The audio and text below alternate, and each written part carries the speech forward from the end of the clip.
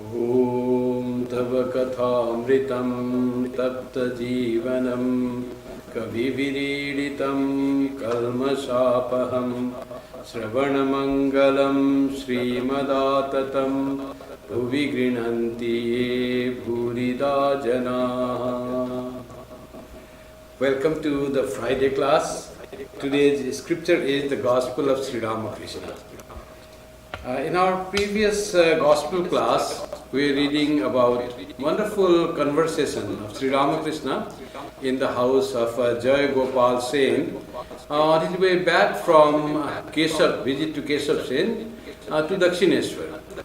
On the way, he went to Jai Gopal Sen's house around 7 o'clock he had left, and then there was a beautiful conversation with the neighbor and with other devotees there. This is very, very nice thing where you understand Sri Ramakrishna thing and about God. So beautifully he has made clear everything. It was on October 28, 1883. The page that we study today is 327. Sri Ramakrishna described about two types of families, which one in which both husband and wife are devoted to God. Another, there is quarrel, friction, and problem from the children, from misunderstanding between them, all may happen. And in other places, Sri Ramakrishna says, the first one where there is understanding, and both all are devoted to God, and there is perfect understanding between husband and wife, peaceful household, where everyone is centered in God. He calls it the samsara vidya maya, because whole samsara is maya. And where there is friction, misunderstanding, problem with everyone, so that is called avidya maya, samsara of avidya maya. So that after saying that, he said about how one can have devotion to God, how one can transform a house where there is a misunderstanding into a house where there is peace and joy that remains. And he says, the people, the husband and wife have to be spiritual. And the question asked, how one can become spiritual?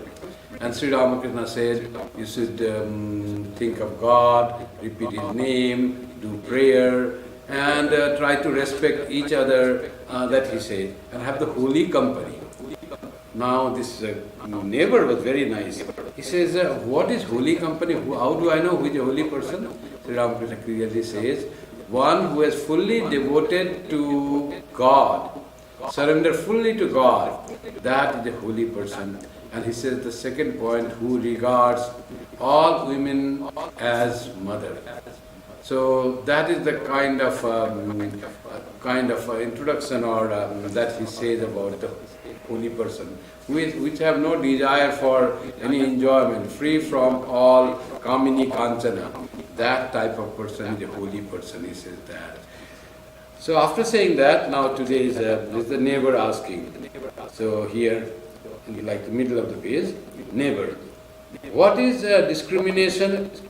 Master. Discrimination is the reasoning by which one knows that God alone is real and all else unreal. Discernment, always trying to understand what is real and what is unreal. So whatever is real, that is God. Everything that is unreal is not God. So always tries to distinguish between real and unreal. So when psychology is there, whatever we feel real, we are attached to that. Something we know is not real, it's unreal, temporary, flimsy, it will be going away. So to that we don't want to hold, it is for the time being, let it go, like that thing.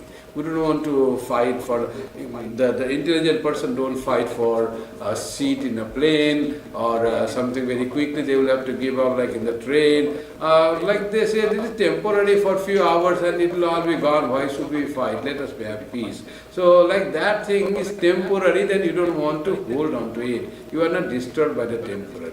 When we know something is permanent, there is more thing that people want to hold. Like they want to have a house, but here house also we change as our needs change. So when you are earning money, a family, you live in a house, you want to own a house.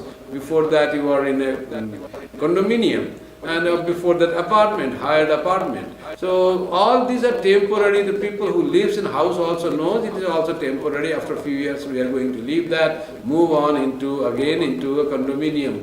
So like that everything here is temporary. So one who is aware of temporary is not does not get attached to anything, not even to the house, not even to the things that he possesses or his relations, all are temporary and going. So that type of idea comes. Whenever there is discernment, an idea of temporary and permanent, real and unreal, our mind naturally tries to cling onto what is real. And what is unreal or temporary, we don't really get attached to that. Now Sri Ramakrishna describes, he said that discrimination is the reasoning by which one knows that God alone is real and all else is unreal. Real means eternal, you see. Eternal, that is alone is real. So what is there today, like our body, it's not eternal. It's there, after birth it came, it grows, and after that it dies, and it is either mixes with the earth or gets burned. So this body is unreal. So what is real then? Real means eternal. What was always there. No change has come in a thing. Whatever something comes means that will go. Something is formed by combination of parts. That will be disintegrated into parts. That is the natural consequence of natural laws. So for that is called unreal. Real means eternal. And unreal means impermanent. Eternal is that which is always there and always there, same, unchanging. Eternal means what always exists, but with eternal the word comes also unchanging, nirvikara. So that type of idea comes, it always is there in the same way it is there. So that is real. Whatever changes, that is unreal. Whatever is there today, not tomorrow, that is unreal. He who has acquired discrimination knows that God is the only substance with capital S, and all else is non-existent. So, Ishwari Vastu or Shob or Vastu. God alone is the substance that remains as such. All else is non-existent. But we feel that there things exist. How Sri Ramakrishna said, again exists for the time being. After that it won't be there. So it is equal like non-existing. As Sri Krishna says in the Gita, in the beginning it was not there. Now it is there. And after some time it will not be there. So what is considered in the middle, it is there, it just seems. That means it is not there. So impermanent, changing. Its existence is not real existence. It just appears. It just seems that it is there for the time being. So that is in reality non-existent. And what is really existence? That is eternal, that is God. That is substance, vastu, thing that really exists. With the awakening of this spirit of discrimination, a man wants to know God, you see. Just discrimination is so powerful. So viveka, vairagya. The first comes viveka, you see. Viveka is of the four principal requirements of to study Vedanta, to become spiritual according to Vedanta is viveka, vairagya. Viveka first, vairagya second, samadhi, sattva, sampatti third, and mumukshutvam fourth. Four basic needs or qualities a person will have to realize God or reality in the process of Vedanta. So Viveka is needed not only who practices Vedanta, but for a devotee, he also needs to have Viveka. Without Viveka, how will he know what is God, real? How will he start loving God unless he knows God is real? How will he withdraw mind from the world which is unreal? So For that, God is real for that person. With the awakening of the spirit of discrimination, just discrimination comes. He is trying to, or she is trying to discern between real and unreal, between permanent and impermanent. And just by that first process, naturally comes the second thing. It naturally comes, which is called Vairagya. Vairagya is very continuous to the Viveka. If one is strong in Viveka, Vairagya will come.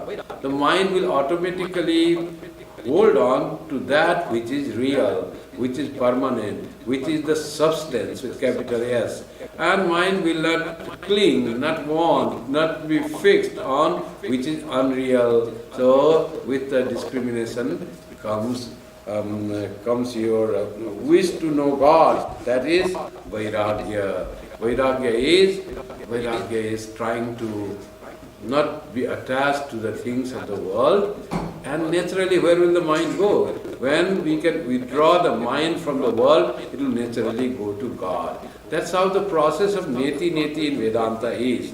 Neti is always discriminating. This is not real, that is not real, this is all changing. When you all start thinking of changing things, so naturally you know that things will be changing, so mind doesn't get really stuck to that. And then mind will go and go to something that will not change, that will be real. Then finally will come iti and one will merge in that iti.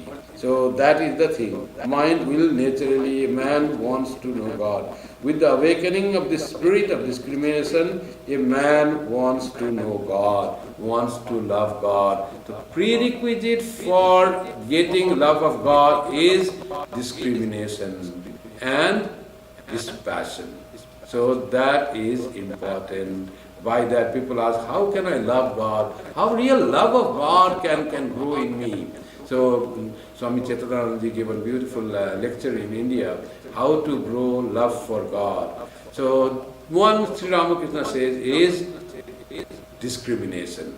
If we practice discrimination, then naturally love for that which is permanent will be there. That is very our nature. We are, in fact, our true self is eternal, permanent. And this permanent has affinity with whatever is permanent. We want to unite with whatever is permanent. We want to love whatever is permanent. That we know in the hearts of our heart, we are eternal, permanent, unchanging, that Satchidananda Atma Swarupa.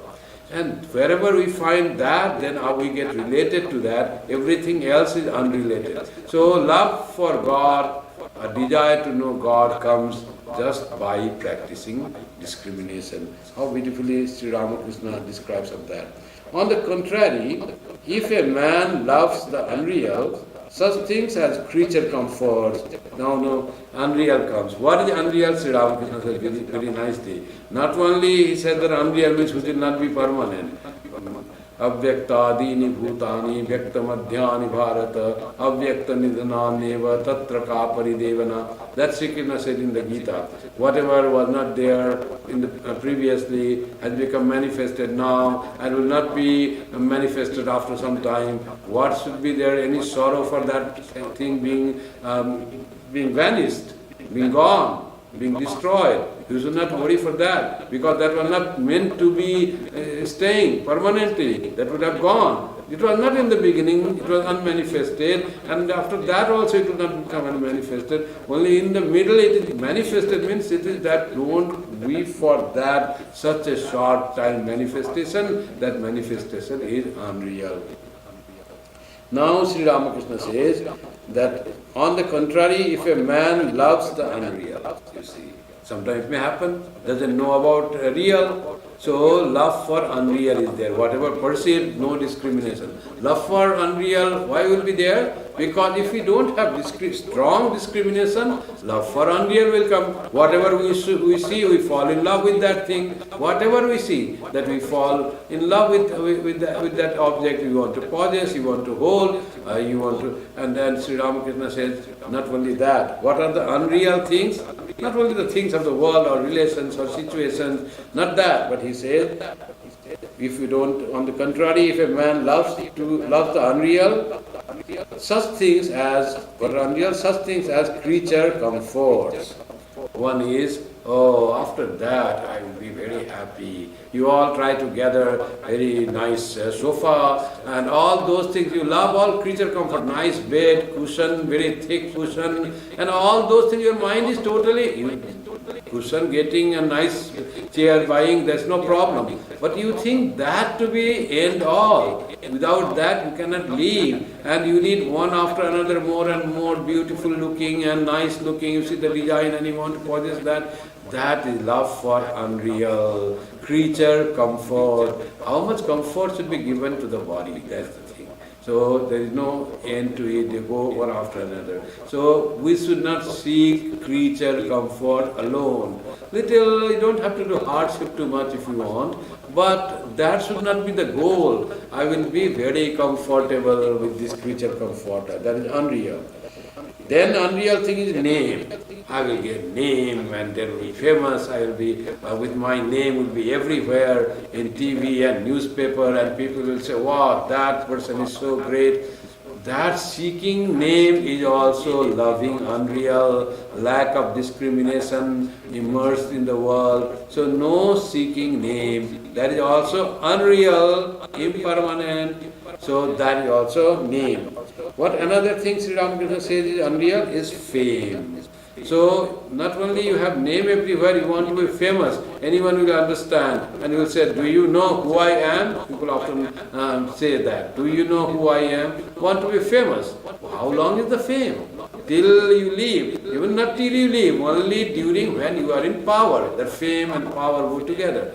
So that also you are boasting of power, that is also so unreal, so temporary. So for any field, cricketer, artist, all they have very short time of fame. If you try to hold on to that and are arrogant or very proud of that, your name, it is very, very, very temporary thing. 15 years, 20 years, all will go. So nothing will be there. Then you sink in a great suffering. People used to be so many people, no, now nobody asks me. That will be there. So that is because you are holding something that was unreal. So creature comfort, name, fame and wealth. People are so proud of to become rich. So that wealth is also temporary and useless. Wealth, the money is needed to support your life as long as you can fulfill your desires. As Sri Ramakrishna says, what happens by money? You can serve the temple, you can do charity, you can feed yourself and your family. That is the purpose of wealth. Too much of love for wealth and attachment to the wealth is a sign of non-discrimination, is a sign of holding on to unreal. And if you hold on to unreal, the result is not only that those things will slip from your hands, but it will bring lot of misery. That is there. Holding on to unreal will be misery because nothing is, those all things slip. And holding on to real is joy, that will never go, that will be always with you. So that's what Sri Ramakrishna says. Then he doesn't want to know God. If we are only immersed in that, name, fame, wealth, creature comfort, enjoyment, only that, where is the wish to know God, where is the desire to love God, where is the feeling to have, to attain permanence, to know the reality, nothing will be there, immersed in ever-changing temporary world. And as a consequence, soon misery, suffering, bondage, all will come if we are without any desire to know the reality. Because those things, if attachment to those things or by associating with those things you feel happiness, those things are temporary and will go, then you will suffer. It's a very simple logic. It brings you happiness because it comes to you. When it goes, it will bring misery, and all temporary things will go away definitely, and there will be misery in life. Now he says, through discrimination between the real and the unreal, one seeks to know God. What a wonderful thing he emphasizes, this discrimination or viveka, so important. Just by having viveka, strong viveka, you will have a desire to know God, what God is. And as the desire to know God comes, love for God automatically comes. You want to know what you love, that's always there. Otherwise you won't want to know that. In whatever field you know, that is the case. Through discrimination between real and unreal, one seeks to know God. Listen to a song. Come, let us go for a walk, O mind, to Kali, the wish-fulfilling tree, and there beneath it gather 4 fruits of life. Of your 2 wives, dispassion and worldliness, bring along dispassion only on your way to the tree, and ask her son discrimination about the truth. Beautiful song from some Shama Sangit. It is there that whatever you hold on as dear, so what holds on to dear of your 2 wives, dispassion and worldliness, both are there. Sometimes there is, you want to detach from the thing, sometimes you want to have the desire for the world. So if you go to God, only you should take the dispassion. The desire for worldliness cannot reach God. That will pull you out from God, from that path. So of your 2 wives, means 2 always which are with you, only bring dispassion and bring dispassion along. Ask her son discrimination beyond the discrimination about the truth. So if one has dispassion, one gets discrimination. In fact, both are together. Discrimination will lead to dispassion. That's why Viveka Vairagya said here in the song, the saintly poet says that you bring dispassion along with you, and you have this person, you will have another quality that will be developed from dispassion, and that is discrimination. And when you have discrimination, you reach the truth, and that discrimination will take you truth. That's why ask her son discrimination about the truth. How will you know about the truth? How will you know about God? Truth with T capital, that is reality, that is substance, that is God, that truth is. From discrimination you will know the truth. That's Ramakrishna very clearly said. Now he will explain himself about, and there beneath it gather the 4 fruits of life. O mind, go for a walk of mind to Kali, the wish-fulfilling tree. So, going to Kali, reaching God. So mind wants to go, somehow a desire to know God, to reach God, to realize God. And there, if you go, if you have practiced this passion, you will go. And with the help of discrimination, you will know the truth, know God. And there, when you reach God, you can ask 4 fruits of life. 4 fruits are called Purushartha Chatustaya. 4 goals. 4 goals of life for a householder. 4 goals. What are 4 goals? Sri Ramakrishna will describe. It is Dharma, Artha, Kama and Moksha. So those are the 4 goals. Not the ultimate goal. Ultimate goal is moksha. Ultimate goal is God realization. But along with that, other 3 are also goals of life. Dharma, how to lead a righteous life, very based on scriptural injunctions and all that. And there is a legitimate desire and a legitimate position that will need it for performing the life, going through the journey of life. You need some power, some energy. That energy or power comes through your wealth. That is also, there's artha, whatever gives the meaning of your life. That is also a goal in life. You have to have some money to, you don't focus at money as the ultimate goal, but earning money to survive decently is the goal. You need that. That's what for a grihastha, that is very important. And legitimate desires to have that is also goal of life. But other 2 are also goals of life. Now, what Sri Ramakrishna says about meaning, let's see. By turning the mind within oneself, one acquires discrimination, and through discrimination, one thinks of truth. By turning the mind towards within oneself. Oh, this Sri Ramakrishna says from the Vedas. You see, parang tikhani vetrinat swayambhu tasmat parang pasyatinant taratman kaschid dhira pratyagatman amaichan avrita chakshu amritatvamichan. That is the verse from the Upanishad.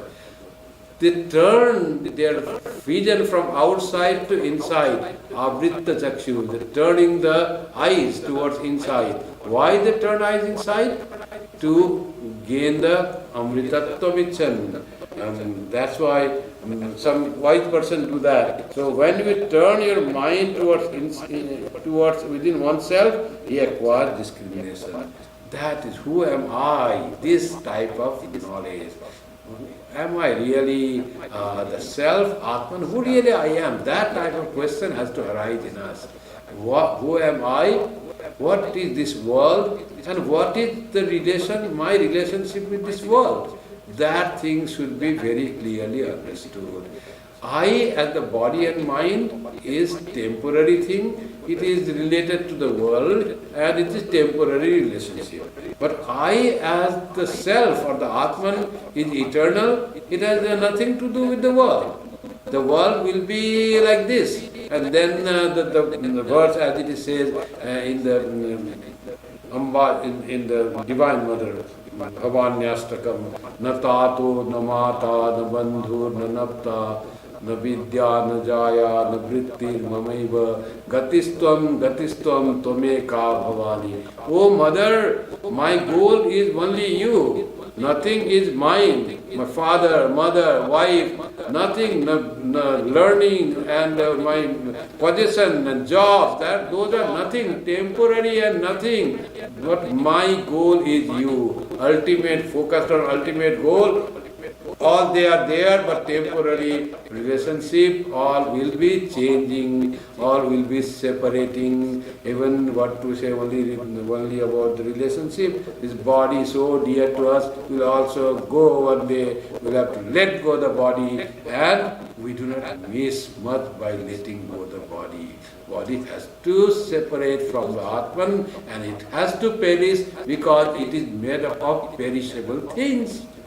Atman is imperishable. Body is made up of perishable things. It will go someday or other. Every perishable thing will be destroyed one day or other. However, you may take care of perishable things. Suppose it's a glass. You may keep it for 100 years, 500 years. One day it will be destroyed, it will be broken because it is perishable. Similarly, is our body, it is perishable, it will go away. But what will not go? What is permanent in me? So, wants to have some knowledge about oneself, turns inward, and then the discrimination comes, and then that person tries to find and love for God arises. By turning the mind within oneself, one acquires discrimination. So, question of who am I, how jnana comes, you see. And through discrimination, one thinks of truth. Because untruth is all left out, so mind goes to truth. Then the mind feels the desire to go for a walk to Kali, the wish-fulfilling tree, because that alone is the reality. God alone is the truth. So, kaschid dhira pratyagatman maikshan. Some wise person desirous of to understand pratyagatman, the immediate self.